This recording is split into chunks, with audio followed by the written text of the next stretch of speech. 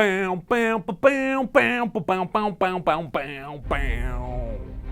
President of the United States. It's the most serious and important office in all the land. And if movies have taught us anything, he's the guy who has to get in the jet when the aliens invade. Sound awesome? It is. And we're going to tell you all you need to know to get sworn in. Because this is Epic How To.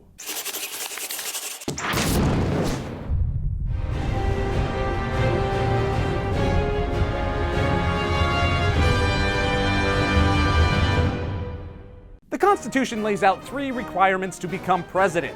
1, you must be a naturally born U.S. citizen. You can be born abroad, but at least one of your parents must be a U.S. citizen. So Arnold Schwarzenegger is out. 2nd, you have to be at least 35 years old because rules. 3rd, you have to have lived in the U.S. for at least 14 years. To become president, you have to win the electoral college, which is 538 electors who vote on who should become president. That's one for each of our 435 representatives and 100 senators, plus 3 electors from the District of Columbia. How do we get these electors? Well, each political party or independent candidate submits a list of electors to each state that will vote on that party's candidate. Then, the candidate that wins the state gets to have their electors vote for them. So yes, you don't actually get to vote for the president. You're voting for the people to vote for the president. And in 24 states, the electors aren't legally required to vote for their party's candidate. They can call an audible and completely disregard your vote. Why? Well, the founding fathers wanted the states to have the power to elect the president, not the people, which means the candidate with the highest total votes doesn't necessarily win.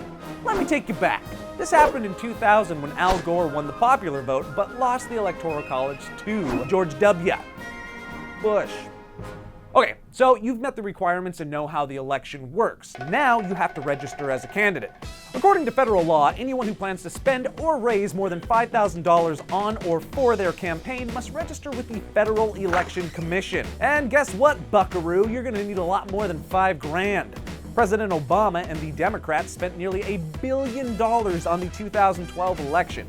Next, you have to get your name on the ballot in all 50 states. And to get on the ballot, you need signatures. Lots of them, though the exact number varies state to state. In California, you need around 160,000 signatures to get on the ballot.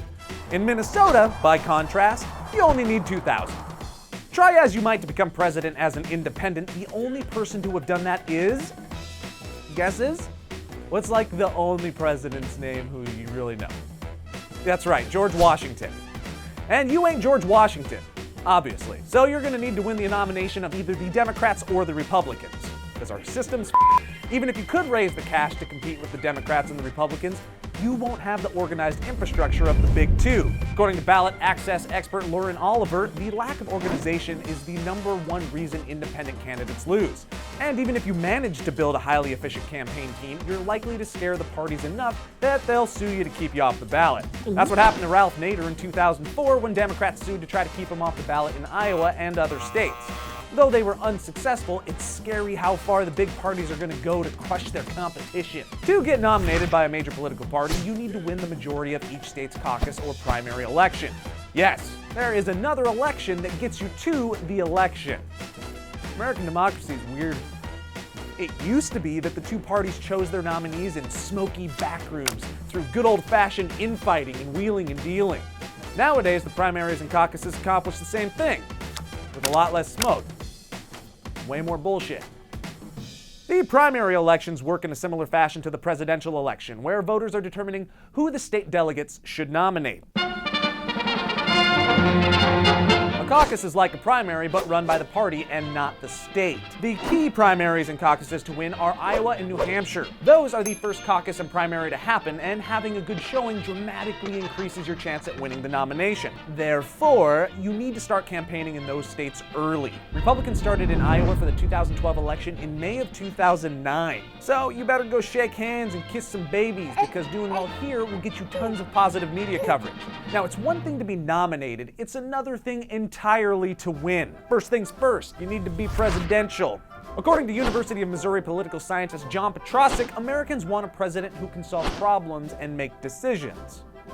Duh. They also want someone who's honest. After the Bay of Pigs disaster, President Kennedy went on TV and declared he had failed and solely deserved the blame. Sorry about that. His approval rating skyrocketed to 83%. Now, you might think you need to be a Washington insider to have any hope of becoming president, but in a 2014 study, 30% of people polled would be less likely to support a candidate with years of Washington experience. What matters even more is military experience. 43% of people polled would be more likely to vote for someone who served in the armed forces. But don't fret if you never enlisted. 85% of people vote for their party's candidate. Because we're sheep. That means that you're really trying to win over the last 15%, which is why most candidates tend to adopt middle-of-the-road policies, at least during the campaign. If you're going to be president, you need to make sure you capture some key swing states. It's not a sex party thing, but it could be. Ohio, Virginia, Florida, Nevada, Pennsylvania, and North Carolina will be key to capturing your victory, so make sure you push hard there. You also need to look presidential. You know the old saying, dress for the job you want. Well, since the job you want is the President of the United States, you need to dress pretty frickin' incredibly. According to style expert Sylvie de Guisto, the president wardrobe needs to command respect, which means a lot of dark gray and blue suits. But you can't wear the same thing all the time, because that makes you look too rigid and inflexible. This may sound frivolous, but the 1960 election came down to the final debate. People listening on the radio thought Richard Nixon won the debate, but people watching on TV thought the better-looking and better-dressed John F. Kennedy won the debate. And he went on to win the election that year. I don't know what happened to that Nixon guy. Well. Congratulations! You're president now! The Oval Office, the Secret Service, and the big red button are yours. Be sure to thank us in the State of the Union address. As always, I'm Joe Beretta, and this has been Epic How To.